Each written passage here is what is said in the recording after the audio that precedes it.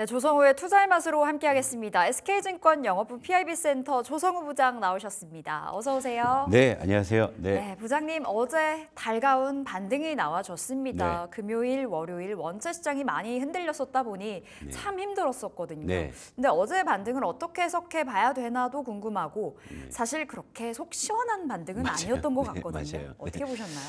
일단 그래도 시장은 뭐 올라야 그나마 좀 마음이 놓이는 거죠. 하지만 또 사람 심리가 어떻습니까? 또 앉으면 눕고 싶다고. 네. 오르는 장을 보면서 안도하지만 또 왜 이거밖에 안 오르나 하는 게 또 우리 투자자의 심리이기도 합니다. 자, 어제 같은 경우 물론 생각보다 강한 반등이 좀 아니어서 조금 그런 부분이 좀 아쉽기는 했습니다만은 일단 그래도 하락이 좀 멈췄다는 쪽에 좀 의미를 부여할 수 있겠고요. 일단은 글쎄요, 뭐 차트 보면서 바로 좀 가도록 할게요. 내용이 좀 많다 보니까 다 못하고 가기도 해가지고요. 빨리빨리 일단 가보도록 할게요. 자, 위에는 코스피고요. 아래는 코스닥인데 일단 어제 뭐 여러분들도 보셔서 아시겠지만은 코스피의 좀 반등 강도가 더 좀 아쉬웠을 겁니다. 일단 코스피가 어제 장중에는 무려 뭐 5% 넘는 그런 상승 급등폭을 보였었는데 힘이 좀 빠졌어요. 그래서 뭐 종가 기준으로는 3%대 상승으로 마감을 하면서 어제 코스피는 음봉 마감을 했어요. 그러니까 시가보다 종가가 낮았다는 거겠죠.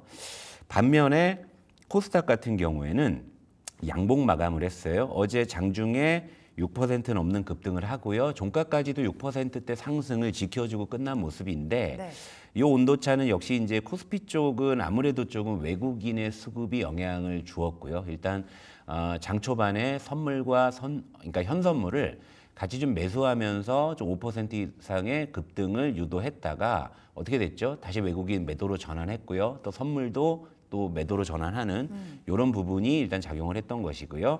반면에 이제 코스닥은 그런 어떤 프로그램이나 선물의 영향이 좀 적다 보니까 비교적 좀 이제 안정적인 그런 흐름으로 마감을 했는데 일단 어제 이런 배경은 이거 같아요. 일단 단기적으로 바닥을 쳤다라는 심리가 장 초반에 굉장히 강하게 유입이 됐고요.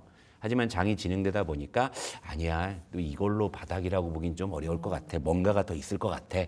그동안 시장에 패닉세를 유도했던 그런 이유가 하나도 뭐 해소된 건 없지 않아? 뭐 이런 부분들, 이런 것들이 이제 치열한 매물 공방을 펼쳤다. 이렇게 좀 볼 수 있는데요. 일단 뭐 전체적으로 한번 좀 요약을 해보자면 오늘은 분명히 반등을 할 장인 건 분명해. 그런데 연속성이 있을지는 조금 의문이야. 그러니까 뭔가를 좀 사야긴 사야 되겠는데 아무래도 좀 중소형주가 낫지 않을까? 여차하면 팔고 나올 수가 있으니 그러니까 이런 심리가 상대적으로 코스닥의 강세를 시연한 그런 하루가 아니었나 이렇게 정리해 볼 수가 있겠습니다. 그러니까 코스피 대비해서 이 코스닥의 강세가 보였던 이유를 좀 풀어주신 거고요. 중소형단의 힘이 조금 더 실렸습니다. 그런데 부장님 어제 사실 니케이가 10%대 반등이 나왔어요. 약간 배신감도 들었거든요. 왜냐하면 월요일에 우리 시장이 흔들렸던 이유 중에 하나가 어찌됐든 엔캐리 트레이드가 있기 때문에 니케이 지수가 많이 빠지기도 했었고요. 근데 또 니케이는 어제 너무 잘 가서 이거 어떻게 좀 봐야 되나 싶더라고요. 그러니까 어떻게 봐야 되냐면 일단 부럽게 봐야 되는데 자, 일본 같은 경우에는 일단 12% 급락한 부분을 거의 되돌리는 흐름이었고 우리 시장은 그렇지 못했고요. 또 가까이서 보면 또 대만 증시도 그러지 못했습니다. 그러면 이유가 뭘까? 어제 이제 제가 엔캐리 트레이드에 대해서 이제 좀 요약해서 설명을 드렸잖아요. 자, 다시 한번 제가 반문을 해볼게요. 자, 우리가 엔캐리 트레이드를 한다고 한번 가정해 볼게요. 우리 최인 앵커님도. 자, 일본 가서 엔화를 빌렸어요. 이제 어디 투자를 해야 돼? 환전을 해야 되겠죠. 뭘로 환전할까요? 달러로 하겠죠. 달러나 아니면 파운드나 유로화나 이런 기축통화 SDR에 편입된 그런 화폐들이 아마 물망에 오르겠죠. 뭐 필리핀 페소나 뭐 우리나라 좀 가능성이 떨어지겠죠. 그런 논리로 이해하시면 돼요. 그러니까 엔캐리 트레이드로 인해서 변동성은 일본 증시가 크게 나왔습니다만 결국에는 기축통화를 가지고 있느냐 가지고 있지 않느냐에 따라서 엔캐리 트레이드에 대한 어떤 변동성이 진정이 됐을 때 그 주가가 복원되는 논리, 아무래도 그건 기축통화의 논리라고 좀 봐야 될 것 같아요. 그러니까 어제 그런 모습을 보면서도 조금 이제 아쉽기도 하고 씁쓸하기도 한 이유가 바로 엔캐리 트레이드의 어떤 논리를 봤을 때 그 2조 7 그러니까 2경 7천조 원의 그 누적된 엔캐리 트레이드 자금이 무엇로 환전이 됐을까만 생각해 보신다면 사실 어제 니케이의 반등은 그럴 수도 있겠다. 그런데 이제 우리 시장의 반등이 약한 것은 바로 그런 기축통화의 논리가 아닌가 좀 이렇게 해석을 할 수가 있습니다. 네. 그러면 반등에 성공을 하긴 했습니다만 이제 일각에서는 진짜 찐 반등 아니라 기술적인 반등일 뿐이다. 원체 네. 많이 떨어졌다 보니까요. 네. 그러한 해석도 나오고 있는데 어떻게 바라보세요? 일단 우리 시장은 저는 제 기준으로는 일단 기술적 반등 쪽에 좀 무게를 두고요. 어제 제가 말미에도 아직 한두 방도 있을 수 있다. 그런 말씀을 드린 논리도 아마 그런 이제 관점인데 다시 한번 우리 시장 차트로 가볼게요. 요건 좀 이제 제가 선을 하나 그어놔서 따로 네. 보여드리는 건데요. 자, 어제 우리 시장의 반등폭을 보면은요. 전일 급락분의 절반 정도입니다. 이건 누가 봐도 일단 기술적 반등의 전형적인 패턴이에요. 그러니까 일본 같은 경우에는 그보다 높은 수준으로 되돌리는 반등이 나왔기 때문에 이건 좀 다를 수 있겠죠. 하지만 그러니까 적어도 이 시장은 아래 공포니 뭐 샤메 법칙이니 엔캐리 트레이드니 온갖 죄다 이제 악재는 죄다 갖다 붙여서 폭락을 했는데 적어도 엔캐리 트레이드 부분에 대해서는 일단은 일본 증시나 미국 증시는 되돌림이 나온 거고 우리 시장은 여전히 아래 공포나 이런 어떤 침체의 우려가 아직은 반영이 되고 있는 거고 이건 미국이나 일본도 마찬가지일 거예요. 그러니까 앞으로 이제 또 시간이 좀 지났을 때 그게 다시 이제 불거져가지고 시장이 흔들 가능성이 있는 것인데 일단은 기술적 반등의 성격으로 좀 봐야 되고 일단 차트상으로도 그렇고요. 네. 그리고 이제 두 번째 어제 수급을 보더라도 이제 그런 부분들이 감지가 되는 게 어제 그 외국인이 물론 이제 뭐 장 초반에 순매수를 하다가 후반에 매도로 전환하기는 했습니다만 그 폭이 크진 않았습니다. 뭐 1, 2천억 내외의 매도였죠. 하지만 외국인이 어제 선물 쪽은 굉장히 포지션을 확대했었어요. 한 1조 1,000억 원 넘게 그렇죠. 샀었어요. 장 초반에는 1조 1,000억까지 샀고 그 선물 매수 덕분에 사실 5% 넘는 급등세가 나오기도 한 거예요. 하지만 그 이후에 외국인이 선물 매수를 계속 축소하니까 코스피의 상승폭이 계속 축소가 되는 거죠. 그러면서 장 마감 기준으로는 매도로 전환을 했는데 자, 요 표를 한번 보면서 이제 설명을 드릴게요. 어제 외국인의 선물 매매 동향하고요. 장중의 지수 추이를 한번 제가 추이를 비교해 봤는데 어떻게 봐요? 그죠? 파란 선이 외국인의 선물 매매 동향이고요. 까만 선이 지수 추이입니다. 그 궤를 함께 했네요. 거의 똑같이 가죠. 네. 그러니까 우리 참 아쉬운 게 우리 투자자들은 K 증시 어렵다. 미국장 가야 된다 하면서 이제 그런 어떤 투자 이민이 막 러시를 이루지만 외국인 입장에서는 우리 시장처럼 참 이렇게 좋은 시장이 있나 싶을 정도로 그냥 낚싯줄 그냥 감았다 풀면 그냥 지수가 그냥 끌려 올라왔다가 그냥 풀렸다 하잖아요.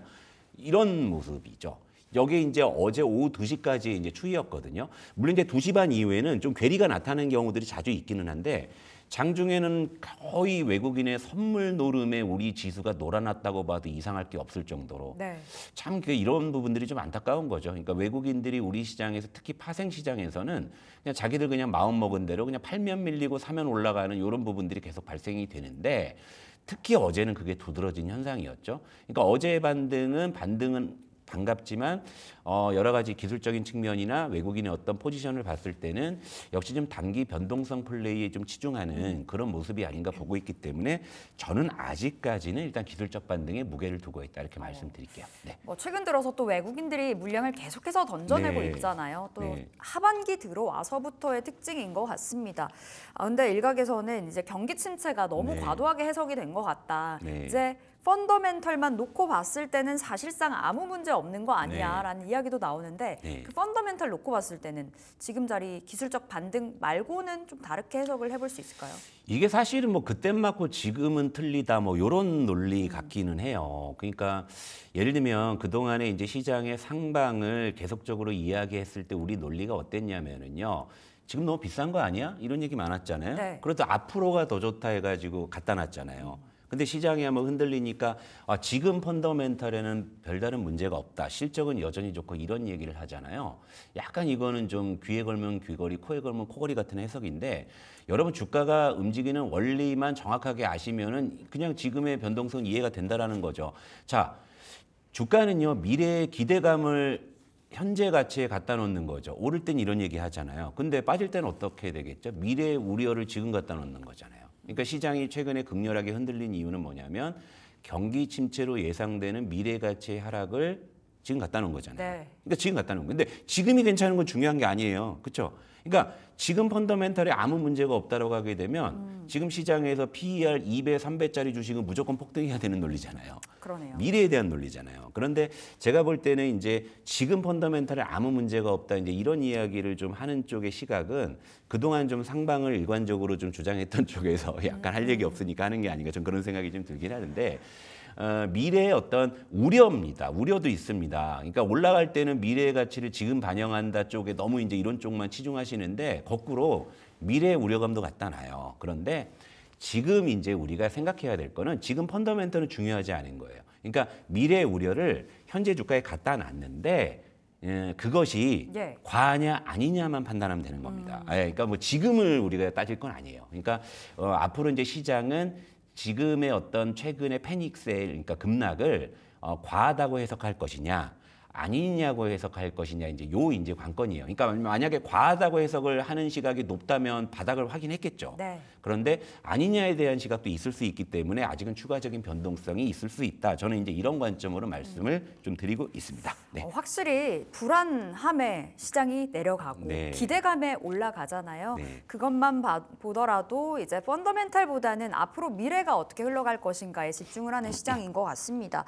지난번에 어제였죠. 네. 이제 시장 한두 방 더 맞을 수도 있다. 네. 이렇게도 표현을 네. 해주셨는데 지금 시점에서 어느 정도 이제 반등이 조금 나온 시점에서 들어가 볼까 하는 우리 투자자분들도 네. 많을 거거든요. 네. 그럼 좀 보수적으로 봐야 되겠어요.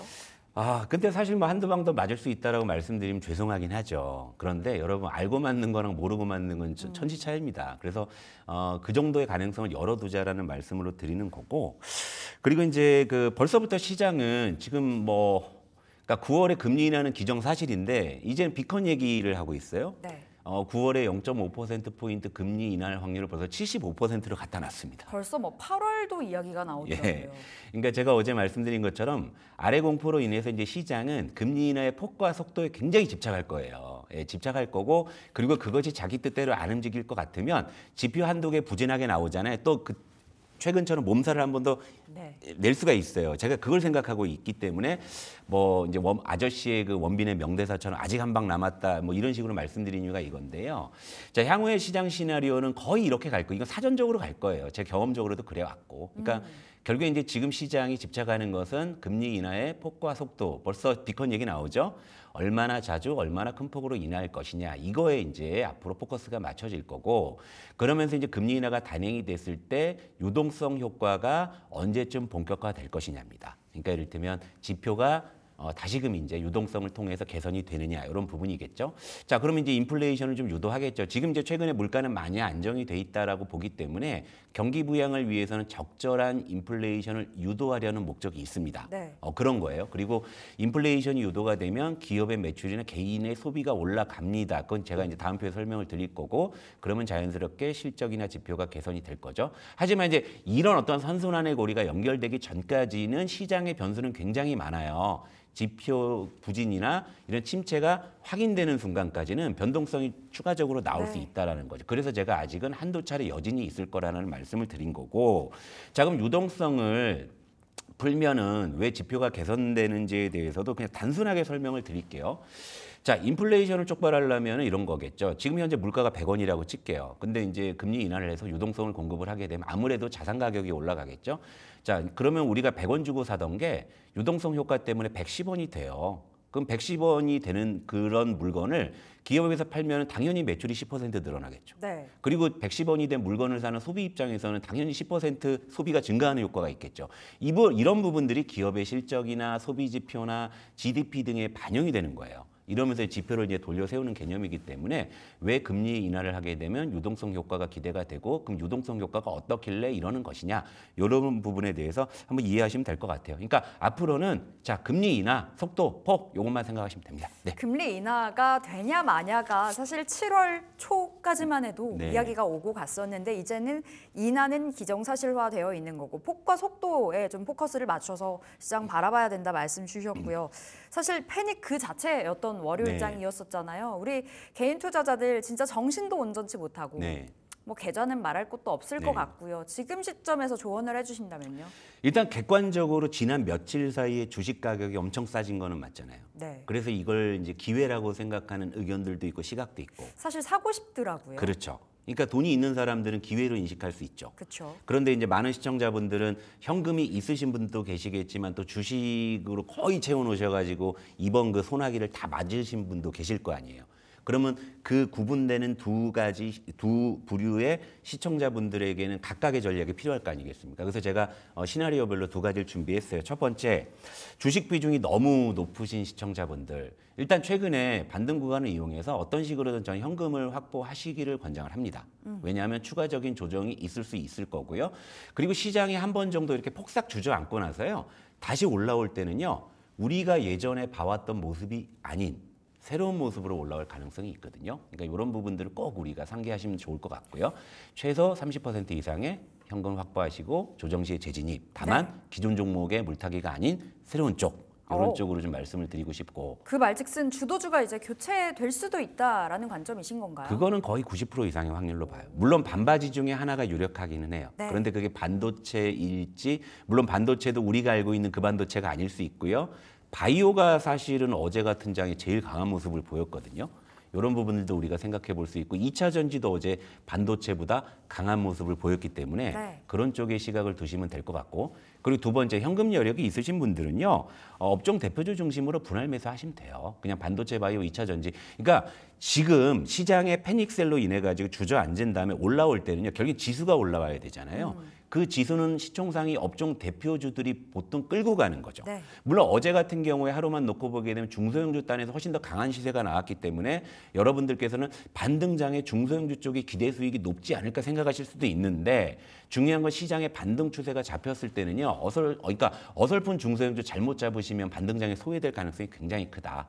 그러니까 기존 종목에 일단 물타시지는 마시고 현금 여력이 있으신 분들은요. 제가 말씀드린 시총상위 업종 대표주 중심으로 일단 네. 분할 매수하시는 쪽으로 말씀드리고 싶어요. 주도주가 바뀔까요? 질문 드렸는데 네. 바뀔 가능성이 굉장히 높다라고 네, 말씀을 저는 높다고 주셨습니다. 봐요. 네. 뭐 역시나 말씀 주셨듯이 상위 네. 종목들로 네. 큰 형님들로 끌고 가야 되는 전략을 취해 네. 보도록 하겠고 이제 오늘장 전략 이야기 들어보겠습니다. 시간은 한 1분 정도. 네. 어떻게 대응을 해볼까요, 부장님? 일단은 열려봐야 알겠지만 어제 장중에 미국 선물 지수의 흐름과 연결지어서 보면은 오늘 일단 장 초반에는 어제 상승분보다는 좀 더 뻗어서 출발하기는 쉽지 않을 거다. 네. 이렇게 보고 있고요. 그리고 관건은 제가 어제 아까 설명을 드렸듯이 외국인의 현물 매수가 의미 있게 유입이 돼야지만 일단 바닥을 논할 수 있을 것 같다. 이를테면 외국인이 딱히 이 현물 쪽에서 매수하는 포지션을 보여주지 않고 어제처럼 좀 선물 쪽에 치중하는 그런 플레이를 보인다면은요. 거기에 맞춰서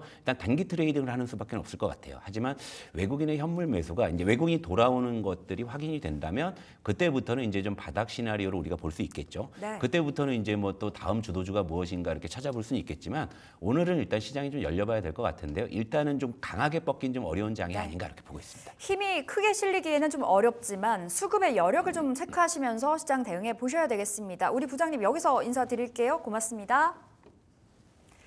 네, 출발 딜사이트 1부 오늘 여기서 인사드리겠고요. 2부에서 더 똑똑한 전략 챙겨드리도록 하겠습니다. 2부에서 기다릴게요. 고맙습니다.